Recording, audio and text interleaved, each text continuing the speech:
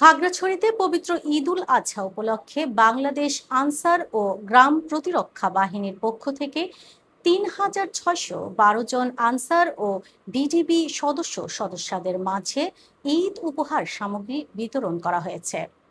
সকালে খাগড়াছড়ি সদর উপজেলা আনসার ও ভিডিপি কার্যালয়ের আয়োজনে অফিসার্স ক্লাব হলরুমে এ অনুষ্ঠানের আয়োজন করা হয়।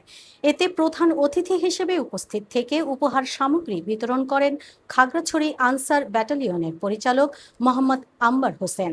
এতে আরও উপস্থিত ছিলেন বাংলাদেশ আনসার ও গ্রাম প্রতিরক্ষা বাহিনী খাগড়াছড়ি জেলার কমান্ড্যান্ট মোহাম্মদ ইব্রাহিম খলিল, খাগড়াছড়ি সদর উপজেলার আনসার ও ভিটিপি কর্মকর্তা তসলিমা আক্তার, প্রশিক্ষক ফজলুল হক ও খাগড়াছড়ি উপজেলা প্রশিক্ষক মোহাম্মদ সাইফুল ইসলাম সহ অন্যান্যরা। অনুষ্ঠানে খাগড়াছড়ি সদর উপজেলায় ৪০৭ জন সদস্যর মাঝে উপহার বিতরণ করা হয়।